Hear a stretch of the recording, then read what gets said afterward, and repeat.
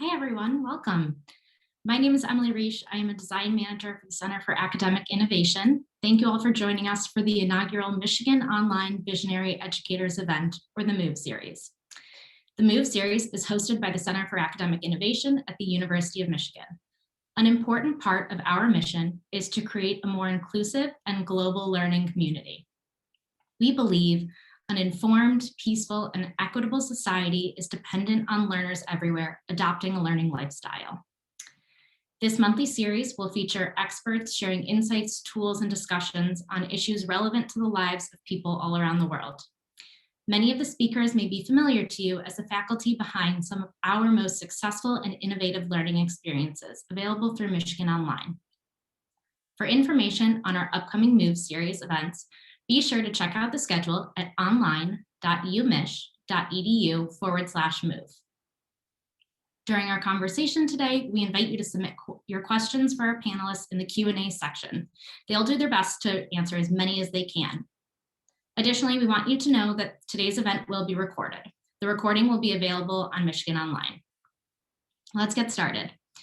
Today, I'm joined by Scott DeRue, Edward J. Frey, Dean of Business, and Stephen M. Ross, Professor of Business at the Stephen M. Ross School of Business. I'm also joined by Lindy Greer, Associate Professor of Management and Organizations at the Stephen M. Ross School of Business and Faculty Director of the Sanger Leadership Center. Scott and Lindy will discuss their research and findings on the skills needed to lead high-performing teams that are adaptive and thrive in times of change. You can learn more with Scott in the Leading People and Teams specialization and with Lindy in Leading Diverse Teams and Organizations, both of which can be found on Michigan Online. Thank you for joining us today. Scott and Lindy, I'll turn it over to you. Excellent. Thank you, Emily. And we are thrilled to be joining you all today and to get to engage with you and answer some of your questions. And I am honored today to be joined by my dear friend and dear colleague, Lindy Greer. Lindy, if you don't know, she is an amazing talent who is one of the world's foremost experts on leadership and high-performing teams. She's got the new online leadership course around diversity and inclusion that Emily mentioned. You should all definitely check it out. And she's someone that you're going to want to follow for many years to come. So both Lindy and I are super excited. You've submitted a number of questions in advance. Lindy and I have had a chance to go through a lot of those questions, find some common themes. So we're going to try and organize our conversation today around your questions. And to the extent that you have additional questions, you've got the Q&A function on Zoom where you can submit additional questions. You can give them a thumbs up to upvote them and make them more popular so they rise to the top. So we'll get to those questions. And so definitely feel free to put your questions in there. And as we go along, we'll try to get to as many as we can. So Lindy, are you ready to jump in? I'm very ready, Scott. I'm excited to be here today, everybody. It's a pleasure to be part of a dialogue with such a global audience. I'm in awe of all the countries represented in the chat right now. This is going to be amazing. It's also an absolute privilege to be with Scott today. Scott has been my research hero since I was a baby PhD student, and his research on leadership inspired my research. It also gives me confidence to try to lead in the world. So it's really fun to get to have this conversation and grill him on what he thinks is the next big thing for leadership.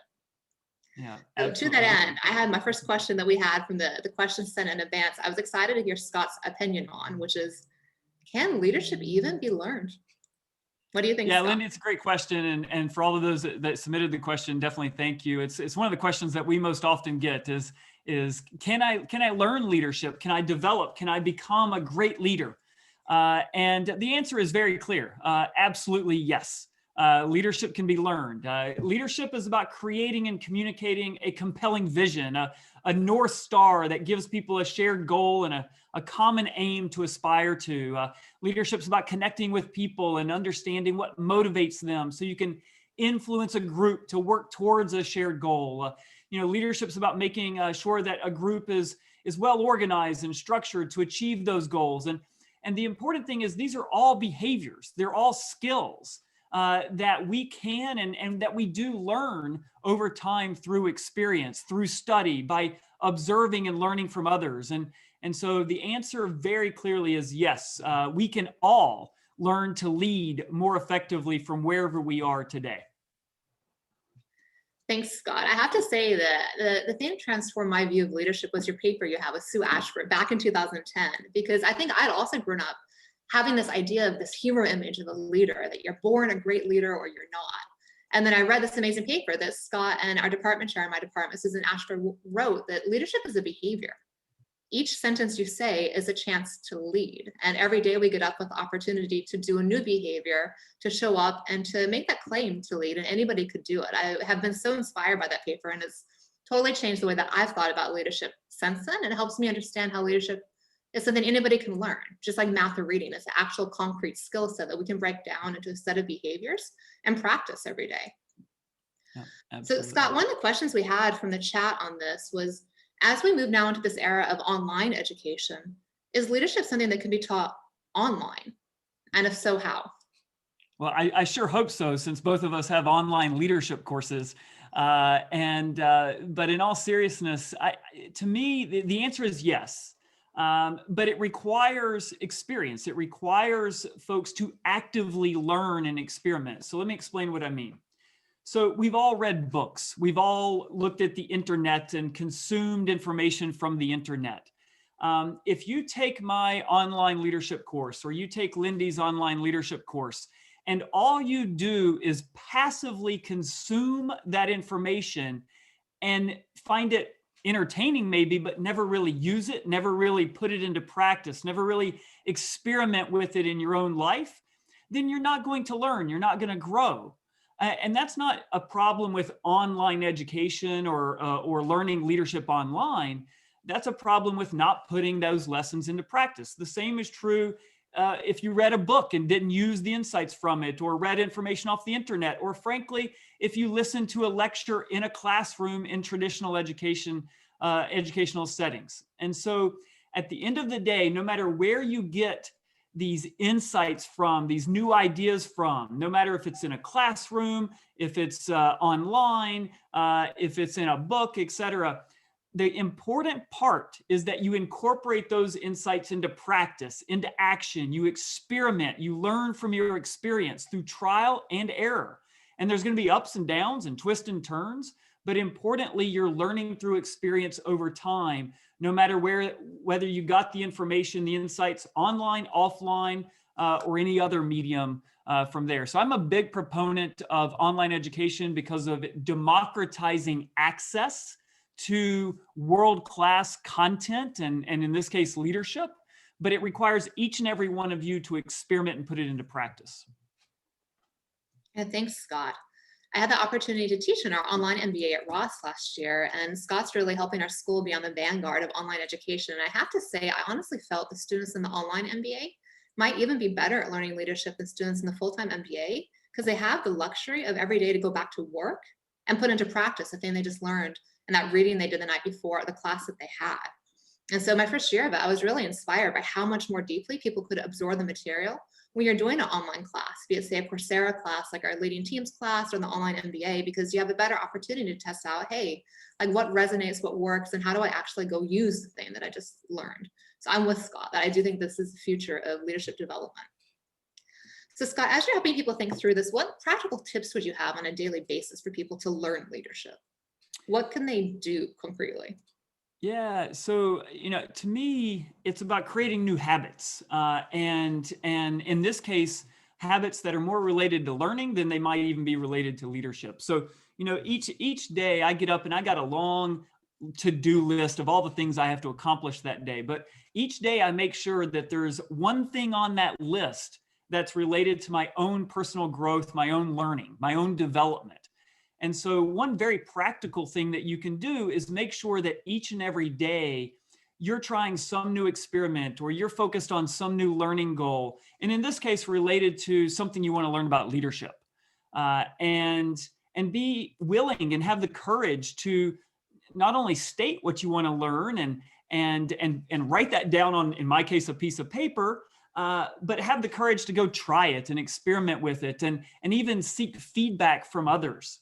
And then when I close each day, right before I go to bed, I take about 15, 20 minutes and I just reflect on the day. And part of it is just trying to understand, what happened today and what's that mean for tomorrow. But part of that is, what did I learn from today? And how does that learning relate to the thing that I set out at the beginning of the day of the thing that I want to accomplish? And then what do I want to learn tomorrow? Each day is an opportunity to learn and grow. And if you embrace it with that learning mindset, I think you'll you'll achieve your goals and continue to grow and learn and develop. What are some, would you mind sharing, Scott, some examples of experiments that you've run for yourself or specific goals you've had that you worked on recently? Sure. I mean, the last year has been challenging for all of us around the world with a global pandemic that has, shaped how we live, how we work, how we connect, and in our case, how we go to school.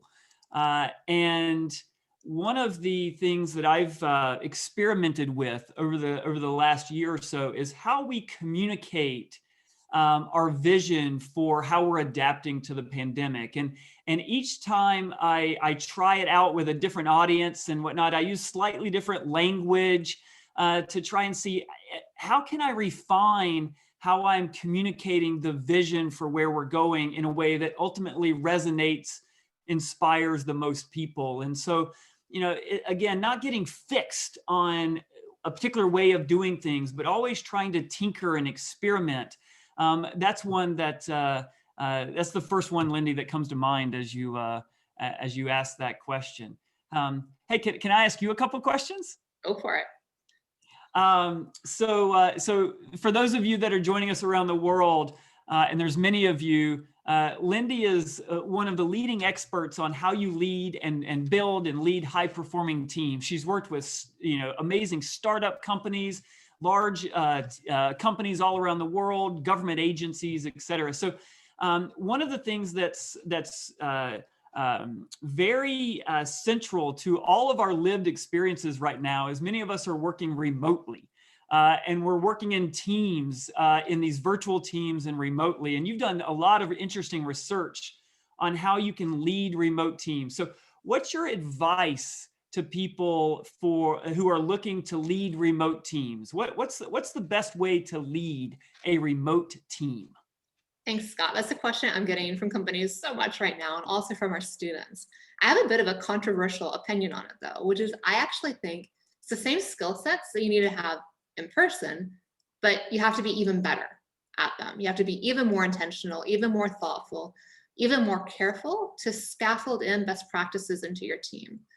The framework that I like to use for leaders to diagnose the health of their team when they're working remotely is something called COPE.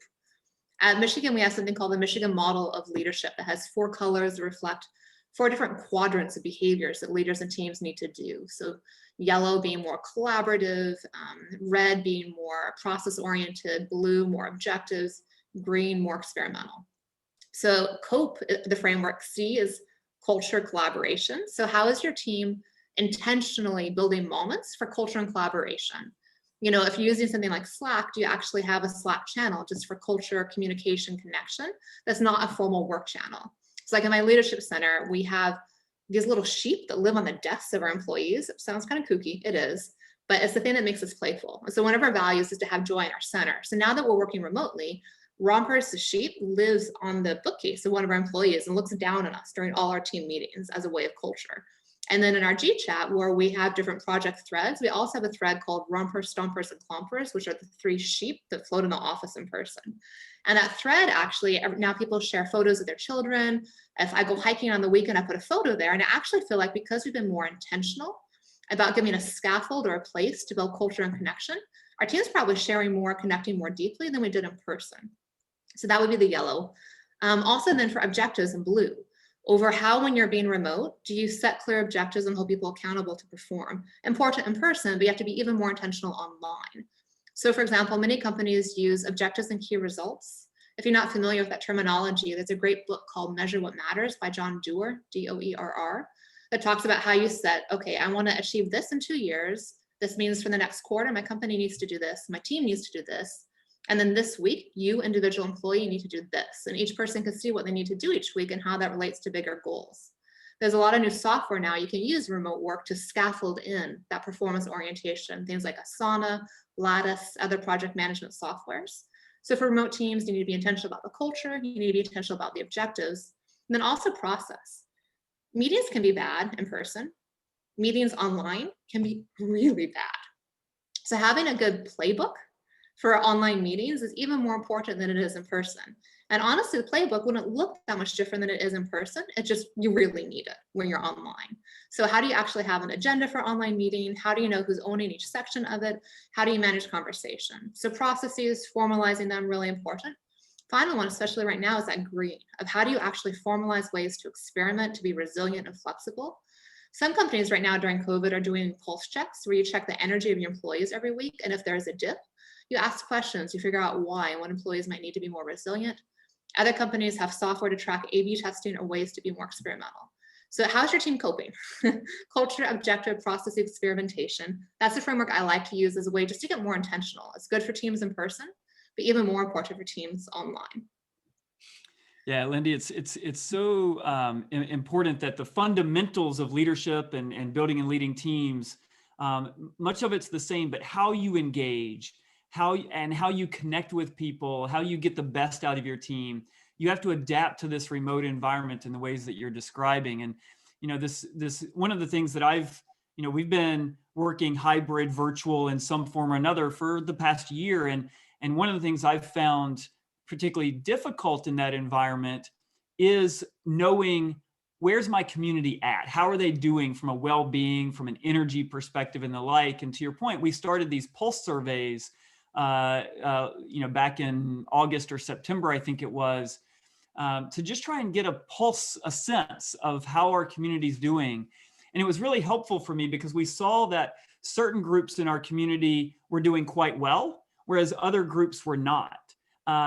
And then we could go in and understand, well, why is that? And what's the difference in the experience that people are having so we could attend to that. And I think that's true whether you're leading a small team or a large organization. So, a lot of people I imagine who are joining the call today are managing people remotely, maybe for the first time in their career. And so as you have worked with companies, as you lead your center, so Lindy leads our Sanger Leadership Center, which is arguably one of the world's best leadership development centers that studies and puts into practice how do you develop leaders. And so as you've managed your own team or you're working with organizations or working with our students, what are best practices for managing people remotely? Things like how do you communicate? How do you manage projects? How are you adapting? So again, just intentionality about everything. And also for myself and for leaders I'm working with to really emphasize flexibility, grace, and forgiveness, growth mindset. As we're having to enter into a new way of working, we invariably will make mistakes, and for ourselves, but also for the signals we send to our teams. It's really important to create the safety to say, hey, I tried this today. How'd it go? Oh, that didn't work. Great, good information. I'm going to try a new way to run the meeting tomorrow and give me feedback and be okay with that, to keep iterating and trying new things. Because all of us are figuring this out as we go of what are the scaffolds, if you will, that can hold a team together. What are the behaviors, the structures we need? Because you can't just take what we do in person and then put it online. We need to do the same things. We need to build culture, but how you build culture online is going to look very different than how we used to build it in person. And it's going to take a lot of experiments. I also wanted to do a quick plug in the chat to our Sanger Leadership Center because we've made a framework to help people learn how to do these behaviors and experiments, whether it's for remote or in person. And if you go through it, it's a 5-step framework that we use building on Scott's research, actually, to understand how you can teach yourself leadership step by step.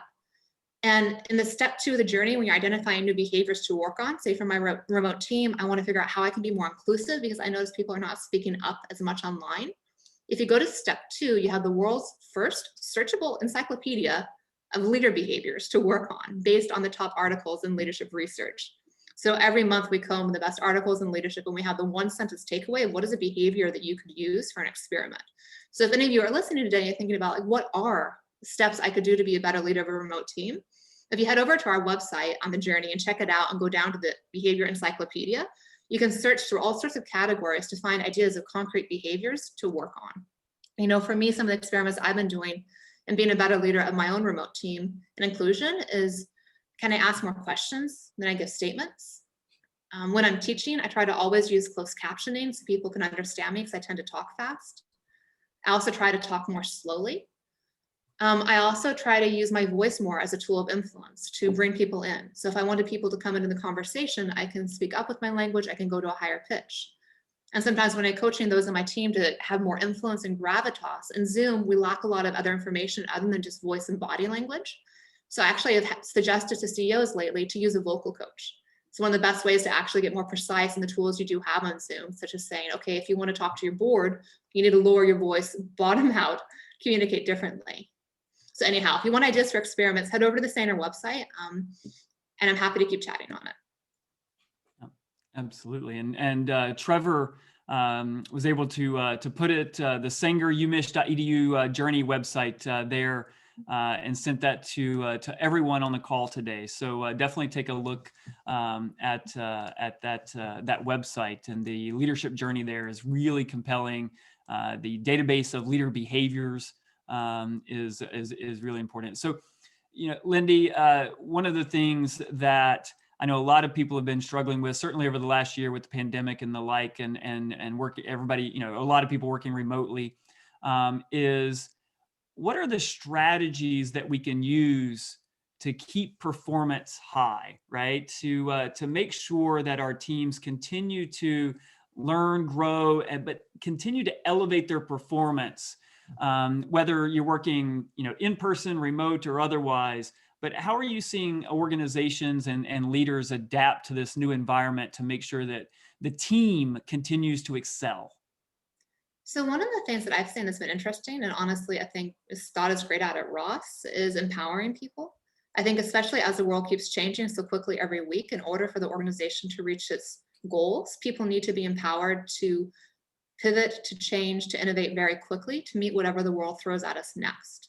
And so thinking about how do you empower people? And some of the tools I've seen to be effective for empowering teams and organizations is getting really clear on what your values are. So then if the boss isn't in the room, because people are very clear what those 3 to 5 values are, it's very easy for them to make a good decision that's going to help the team and the organization achieve its goals. I've also seen a lot of utility over areas of ownership where each person has a clear lane and there's a clear North Star. So we all know the direction we're going. We all have guardrails, and within that we can operate freely. So then if the organization has to pivot back to in-person tomorrow, people are free to make decisions within their lanes because they know the values, they know which direction they're going, and then the organization can move more quickly to make sure they're still hitting their performance targets. So I think all the things you can do to empower people to be flexible and innovative is a big one. Scott, I know you also are probably one of the world experts in crisis leadership in situations like this. What advice would you have? So, in moments where there's a lot of uncertainty, there's a lot of change, one of the most important things that leaders can do is go back to the core values and the principles that align in what are, in many cases, a very diverse community, right? So in any type of crisis, in any type of big moment of change, disruption, my playbook is actually very simple. First thing, start with your principles and your values.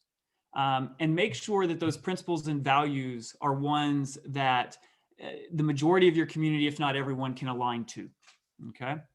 The second part of that playbook is to communicate, communicate, communicate. And when you think you've communicated enough, you're only maybe 5 or 10% of the way there. And you communicate with transparency and you communicate with timeliness. So for example, during the pandemic, leading our school, it's a pretty large organization. And during the pandemic, there's a lot of uncertainty. There are many things that I don't know. There are some things I do know. There are many things I don't know. And every day there's something new and it's changing. And so what we tried to lean into and embrace is communicate with transparency, communicate with timeliness, be open with, here are the things I know, here are the things I don't know, and here's what we are doing to figure out the things we don't know. So first is start with your principles and values. Second, communicate, communicate, communicate. And third part of the playbook, be decisive, okay? You can analyze forever, okay? But when the world is disrupted, when things are changing fast, you've got to make decisions. You've got to be decisive, and you might not make the right decision, right? but you've got to make a decision. And because you're communicating regularly, because you're communicating in a transparent way, you can bring people along with you, and they're on this uncertain journey with you where, look, you decided to go this way. It may not work out perfectly. We'll pivot together. So if you start with your values and your principles, you communicate, and you be decisive, but be open about how you're making those decisions, then you can really lead through a time of change and crisis, and whether it's the pandemic or big organizational changes or anything else. Do you have any tips for how leaders can practice these skills or get better at this? In crisis leadership? I guess you can go find a crisis, or you can you can go find a moment of disruption and change. Look, these core skills, these basic principles are true no matter what situation you're in, and no matter how big or small the team is that you're leading. And so, my advice on how you would practice this would be to put yourself in situations that are very uncertain, and get outside your comfort zone a little bit, and really be intentional about, okay, how do I lead this team, and experiment with new ways of doing that, and you'll learn through experience. You can also watch others do it, right? So this past year and plus, we've seen leaders around the globe be very effective, and we've seen many leaders be very ineffective. And you can learn from both of those by watching, observing, and trying to, understand how you would lead in those situations. Just remember, in any type of leadership situation, but particularly in times of crisis and uncertainty, it's always easier to say, well, I would have done this, or I would have done that, and second guess the people that are in these positions and in these and have the responsibility to lead. What I call sort of the backseat driver, or the Monday morning quarterback, if you will. It's always easy to second guess others, but the way you're really going to learn to lead in those moments is being in those moments and understanding the uncertainty, the complexity, and really how you lead a group of people through that. It's not easy, for sure, but if you do it well, you do it with your team, and then you've got strength in numbers. Yeah, it's so interesting. I have some research with one of my PhD students right now about how we hold leaders to these superhuman expectations, and that because of that, we don't allow them to make mistakes, and even don't allow them to have emotions. That we have research showing that people run away the minute they even smell that the leader might have a personal emotion. And at the end of the day, like, leaders are humans. They are learning on the job, as all of us are, and that offers learning for us, but also are there ways we can support them better. So there's actually a great question that just came up in the chat that relates to this. I think is really interesting for you, is how do you find the energy to lead your team and organization when you struggle yourself emotionally during times that are very stressful? It's a great question, and certainly the last year, I think, for a lot of leaders has been a challenge in this regard. For me, that strength and resilience comes from two sources. One is knowing I'm not in it alone.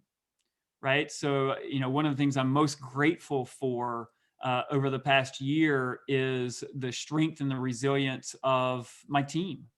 And you don't really know what people are made of until they're presented with a significant challenge. And there are no words that can express how proud I am of our team and their strength, their resilience, their creativity, and just their dedication to our mission, to our organization, and everybody that we serve. So one is knowing that you're not in alone, especially, when you're at the top of the organizational chart, if you will. For a lot of people, it can be a lonely experience, but it doesn't have to be. It doesn't have to be lonely if you recognize that you're not in this alone, and you've built relationships with your team where you can share how you're feeling. You can share those emotions in a way that they don't hold against you in some sense. So that's one. The second approach for me is I am human. I have things that I enjoy, and I want to make sure that I'm making time for the things that I get joy from, because if I'm not pursuing my personal sources of joy, then I'm not going to be my best at work. And I get a lot of joy from work, but work's not my entire life. And so for me, adventure and fitness and health and wellness and my family, those are all things from which I get a lot of energy and a lot of joy from. And so making sure that you continue to find time for those things as well, I think is critically important. Yeah, for those of you that don't know, our dean also has climbed most of the tallest mountains in the world, including Mount Everest. So someone that's led in a lot of different areas of life. Scott, on crisis, are there other closing thoughts do you think we should touch on for crisis leadership in terms of how to take care of your teams during this, take care of yourself, make sure that teams come out successfully on the other side of a crisis? I think we've covered a lot of it. I would simply, say, just don't forget that at the end of the day, these are all people that you're leading. They all come with, especially during something like a pandemic, their own emotions, their fears, their anxieties, their aspirations and motivations. At the end of the day, we're all people. It's what makes leadership fun, but it's also what makes leadership challenging. And so just don't forget that at the end of the day, these are people, and in a moment of crisis, the best thing you can do is put those people first, and just make sure you're attending to all of those needs. So, Lindy, I've been watching some of the Q&A come in, and I've got one that I think is fascinating for you, and it's the most upvoted question right now, and it's from Harold, who's a pro hockey coach. And I know you've done some research with sports teams, even mountaineering teams, from my world, and I've done some work with a lot of professional and collegiate sports teams as well. But I'm fascinated by this question. So Harold's a pro hockey coach, and this season he's having a challenge in keeping the team focused on team goals, when almost every individual is concerned about his next contract or his own performance or his own statistics above maybe the performance of the team. What advice would you give Harold? And I've actually been in this situation with some sports teams as well, so I'd love to weigh in. What advice would you have for Harold? I can give a few quick ones first. So a lot of my research has been in high power teams, so teams where you have a whole lot of stars in the team and therefore a lot of ego and self-focus. So what we know from research in, say, like top management teams, but I think is also true for sports teams, is external focus. How do you get people to shift attention? So that's in terms as a coach, focusing on like beat Ohio State for Michigan or whatever it is, but get the locus of attention external to the team is really important. So people are not jockeying with one another, trying to promote their own individual goals, but they're united against a common enemy is a really big one. The other one is the more you can keep the team flat. And so not necessarily elevating one player above the other, but keeping it relatively flat in terms of status, prestige, attention, things like that. It reduces some of the internal competition and keeps people more willing to collaborate. But Scott, I'd be curious to hear your thoughts on this too. Yeah, I was in a situation a few years ago where it was Harold. It was with a basketball team, and the question was, are there enough basketballs to satisfy all the egos on the team? And there's only one basketball, so I can empathize with your situation, and I would echo everything Lindy just said. One of the things that we did that actually helped is we were able to demonstrate, actually using some data, that if the team doesn't win, simply having better individual metrics doesn't actually result in a better contract. And so we were actually able to link team goals with the individual goals. Your hockey players, they're human. They all want, better, bigger contracts. And so the question is can you connect the team goal to the individual goal in a way where they can see why, in this case, maybe winning or how they play as a team might actually help them as individuals. I think, one of the worst things we can do is expect people to just ignore their individual goals. And subordinate those entirely to the team goal. In many cases, you're just not going to be able to get a team of people to do that. But it's not an or, it can be an and. So how do we have an and where we can accomplish the team goal? And by accomplishing the team goal, you then, by extension, accomplish individual goals as well. I'm sitting here also reading the chat. I'm very jealous of the gun in Perth, where there are no cases of the pandemic and COVID, and they're leading as normal. And so Gun and anyone else in Perth or anyone else around the world who is COVID free, be grateful and stay diligent so it stays that way, because we need everybody in the world to do that. And so Lindy, do you want to take some more audience questions at this point? I'm sure, I'd be happy to. So one of the ones I thought that was interesting is in terms of the COO question. You know, there's some research emerging on middle managers and different types of leadership functions where you're managing both upwards as well as downwards as well as laterally. Do you have any advice and thoughts specifically for COOs and the diversity of hats you wear in that role? Yeah, it's a good question. We all have a boss, no matter where you're at. Even if you're at the top of the org chart, usually there's somebody out there. And you know, being in roles like a COO role or any other sort of senior level executive position, but still caught in the middle there, is you do have to manage up, right? You got a CEO, you got your team. But then in order to accomplish the organizational goals and your operational goals, you've got to work laterally as well. And, you know, my advice in that situation is, I think the most important thing you can do, especially laterally, is identifying where you have shared goals, shared aspirations, finding that common ground laterally. And the reason I say that might even be more important than how you lead your individual team or unit is if there are fractures laterally, your team sees it, as do all the other teams in the organization, right? If you're going right and the other people at your same level are going left, people see that. And so working laterally to find where the common ground is, where the shared goal is, and you know, that's easy to say and often really hard to do because of how incentives might be misaligned in an organization or goals might be not always complementary. But to me, working laterally in many cases is more important than leading up or even leading down, especially once you get to a chief officer role where, yes, you have different functions that you're responsible for, but at the end of the day, you're leading the organization, especially in a COO role. And so the more you can work laterally, it would be where I would, if I were in your shoes, where I'd spend a lot of my time. So Lindy, I don't know, what do you think? Yeah, I'm learning to be really flexible. And I teach a class in startup psychology. And I think one of the biggest takeaways, if I read the literature on leadership, is above all, leaders need to be flexible. They need to have a huge toolkit of different tools and be able to adapt person to person to pull out the right tool when the right person needs it.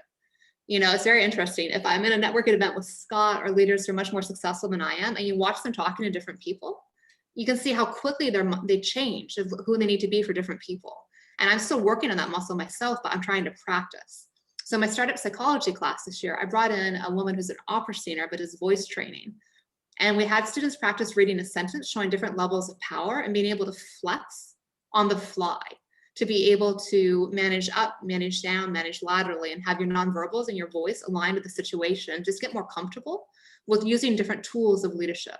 As we had them do sort of a simulation where they had a leader with 3 people in the room, one person that they needed to put back in their place because they were breaking a norm, and another team member that needed to be brought into the conversation, and how within the same meeting, can you shift the way you interact from what one person needs to the next person? I think especially for COOs and anybody who's managing relationships upwards and downwards, just getting really comfortable with that type of flexing and just being self-aware. Personally, I find it really hard to remote work on Zoom because you go meeting to meeting and there's no chance to reset. And so if I'm meeting with a PhD student where I need to be very empowering, and then I'm meeting with a COO myself and I need to be, you know, showing that I respect them, it's a really hard switch. And so just building that muscle, I think, is really important for how quickly can you flex to meet the person where they are. Yeah, Lindy, I think that adaptability is so important, and it can be so draining at the same time for people, right? It's really hard. And But your point brings up, I think, another issue that I'm seeing in some of the questions and some of the chat as well, and even some of the questions that were pre-submitted. And it really speaks to an area that that you've done a lot of work in, which is diversity, right? So we're talking about diversity of approaches, right? But a number of the questions that came in were also about how do I manage, how do I lead in an environment where, one, I'm building a more diverse community, a more inclusive community where people can be empowered and different perspectives, different voices can come together to create better outcomes and solutions. So could you speak just for a little bit around some of the work you've done on leading diverse and inclusive teams and how to get the best out of that diverse group of people? Yeah, so I can give a couple quick takeaways. So one, embrace discomfort. That I think there's a lot of mistaken assumptions about teams, that we should all be best friends, we should be highly cohesive and get along. And if you actually look at the literature, data shows the effect of cohesion and friendship on performance is an inverted U, it's curvilinear. So a little bit of it's good. And then after that, if you're too good friends with people, if you're too buddy-buddy at work, it makes it very hard to have difficult conversations and to disagree. And yet, in order for teams and organizations to have synergy, where 1 + 1 + 1 = 5, that we make each other better, it means having different opinions and challenging one another and getting out of our comfort zones. Some of my research on conflict in teams, I find that when someone disagrees with us at work about something work related, 70% of the time, and this is in-person studies, 70% of the time, we take it personally. We think the other person's stupid or out to get us, or we might even question our own competence, rather than just simply saying, oh, that's interesting. They have different information than I do. I should ask them about that. And so I think the first step for leading any type of diverse organization, no matter the type of difference, is just get comfortable with discomfort. Get comfortable with people thinking differently than you and learn to embrace it and love it and avoid that fundamental attribution error, which is where we take everything personal. That if we don't understand why someone thinks differently than us, we make it about me, we make it about you, but we have to boil it down to be about people versus simply, you have different data than I do. That's really interesting. Why don't you put it on the table with my data and hey, let's talk about it. So embrace discomfort. And then after that, then as a leader, it's like, how do you then get that data on the table? Like if you start to be comfortable with it, how do you make sure you're managing different voices in a room, that you're making sure everybody has a chance to speak? And then when people do speak, it's about data, that people are putting different ideas on the table. And that is the goal of the conversation, to where data is the currency of your meetings, of different opinions. And once they're putting the data on the table, how do you help your team have those healthy debates? How do you build that type of psychological safety to where you can disagree? And eventually, then how do you decide? Once you have all that data on the table, a team that is debating, how do you make that final decision? And this often means for leaders of diverse teams having a whole lot of humility and acknowledging what you don't know and letting the person in your team call the shot who has the most data in front of them, which may be the most junior person in the team who happen to do the due diligence for that project. And to set aside a lot of the biases that we bring into team meetings about who should have influence based on how tall you are, how attractive you are, your formal job title, all the things. But instead, data is currency, and to follow the data and let data have influence in teams. Highlight reel, but in 2 minutes, that's what I would give. I think those are wonderful insights. And I'm looking at the Q&A. I think Jennifer's question there at the top is the one that you asked me a little bit earlier. And if there are other versions of that question, certainly feel free to chime in. Lindy, is there anything that you have to add with regards to how despite all the challenges and the stress that we're all going through, finding the energy to stay positive, stay engaged, and keep leading? Anything to add to that? So one, there's a lot of work right now on emotions I think is really important. And as I research things like diversity, if you talk about diversity, people get emotional. I also research conflict, talk about conflict, people get emotional. So I'm realizing at this point in my career, like I need to understand emotions. So some of the things I've been learning about emotions lately is one, if you name it, if you label it, you feel it less. So if you had a bad day, if you had a frustrating meeting, simply being able to verbalize that was frustrating, your brain feels less frustrated. Or to write it on a piece of paper, but you need to take those emotions out and set them on the side. And I think that we often don't give ourselves the space for that as leaders because we don't even want to acknowledge that we're frustrated because our team expects us to be superhuman. We expect ourselves to be superhuman, but we're not. And so actually giving yourself the space to self-regulate is really important. I even have research going with one of my students now where we show that if you give your boss the space to self-regulate, your team performs better. So if I see that Scott's having a hard day and I'm like, hey, Scott, it seems like it was a challenging day today. How are you doing? And then I give Scott the space to say, hey, like it was pretty frustrating today. Scott then shows up better regulated to the team meeting. I'm more safe and the team performs better. So giving space for emotions, labeling them and being able to move on versus stuffing them down is a big one in terms of how do you have energy.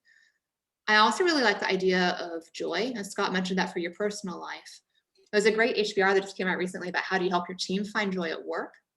And it said, connect teams back to meaning and purpose and mission.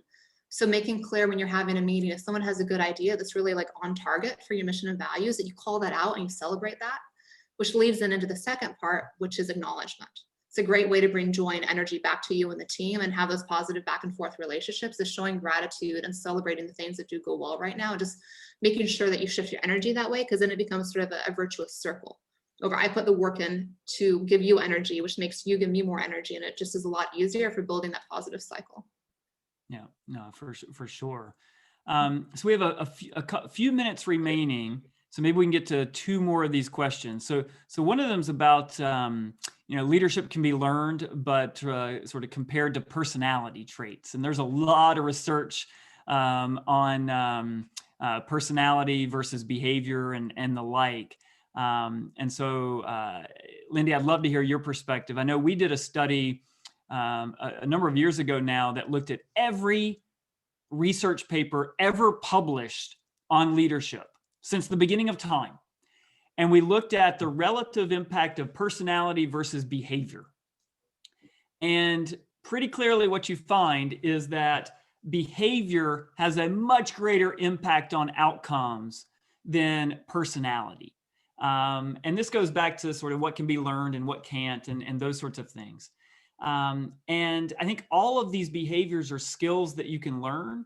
Your personality may make them easier or harder in some cases, but they're all things that you can learn. And fortunately for all of us, the behaviors that we engage in and the skills that we bring have a much greater impact on our team's performance, organizational performance, employee engagement, job satisfaction, et cetera, et cetera. So focus on what you can learn. Don't focus on the challenges of your personality or sort of those personality traits. And, like in many cases, most people wouldn't think that I'm more introverted than extroverted. I'm much more introverted. But you learn skills in terms of communicating with audiences and things of that sort that allow you to lead effectively. So happy to, if you reach out, I'm happy to share the research on personality versus behavior, if that would be helpful.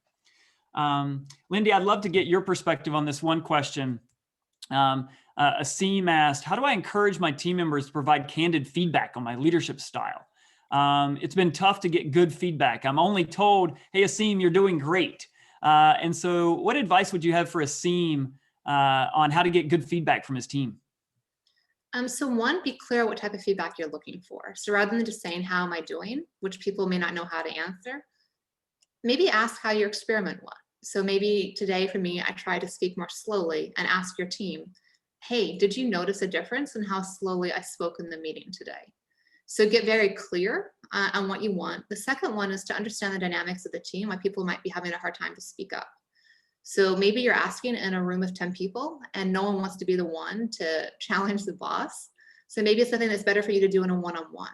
You could even then make it an expectation or a norm where people can be able to prepare in advance to say, hey, in our next one-on-one, it would really mean a lot to me if we could chat a little bit about ways I could serve you better. Here are 3 categories of behavior, or 3 examples I would like feedback on. And then it's one-on-one in a safer setting for someone to speak up.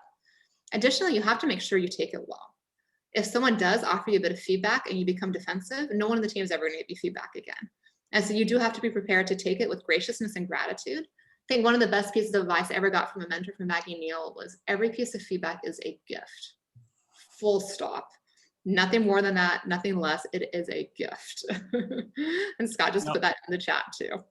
It's funny. I was writing that before you even said it. So I don't know if it's great minds or crazy minds think alike, but at least we got to the same point. So yeah. What about for you, Scott? Are we at time? I think we're at time, actually. Yeah, no, I mean, I'll be quick. I mean, for me, I think Lindy's right. Be specific about what type of feedback you want. I tend to try to be pretty transparent with people about where I'm trying to improve, what I'm trying to learn, where I'm trying trying to grow. And so I might come to Lindy or, somebody on our team and say, hey, I'm trying to work on this area or that area. Could you give me feedback? And if I'm, because I'm at the top of our organizational chart. So a lot of times, like you, Asim, I'll get the, hey, Scott, you're great.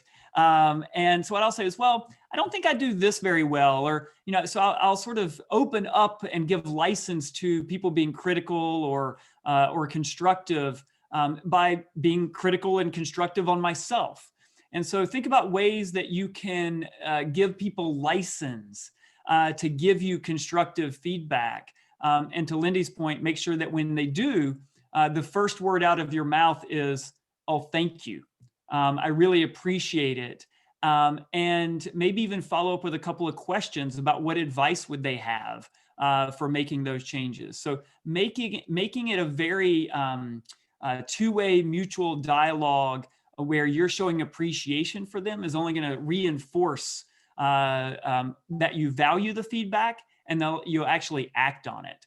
And that's the last thing I would say. The worst thing you can do is ask for feedback and then not do anything with it. That's worse than not asking for the feedback at all. And so make sure that whatever feedback you're getting, you're appreciative of it, and you actually put it into practice, would be my counsel. So with that, let me turn it back over to Emily. Lindy, thank you so much. It's been always a pleasure. And to everyone who's joining us, thank you for taking time. Hopefully you enjoyed it. And Emily, thank you for the opportunity. Yeah, thank you all. Scott and Lindy, thank you both so much. You're both doing some incredible work in this rapidly evolving environment, and everything you've shared with us today can be adapted to so many different roles and teams.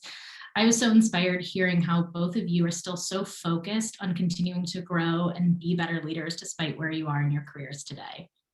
To our participants, thank you for following along, submitting your questions. We're thrilled that so many of you joined us from all over the world. You can check out our upcoming MOVE series dates, times, and guests at online.umich.edu/move. If this topic was of interest to you, I'd encourage you to take part in some of the courses we have online, such as the Leading People and Teams Specializations featuring Scott DeRue and Leading Diverse Teams and Organizations, which features Lindy Greer, as well as the others listed here on your screen. Dean DeRue and Professor Greer both teach management courses within the Michigan Ross Online MBA. The online MBA gives working professionals the ability to earn a top-tier MBA with the flexibility to accommodate work and family commitments. The program blends self-paced study, live sessions, and 3 intensive action-based residencies in Ann Arbor and China. To learn more about the Michigan Ross Online MBA, you can go to Michigan Online and search Online MBA or use the link provided in the chat, which Trevor will add right now. Thank you all for joining the MOVE series, and we hope you have a great weekend.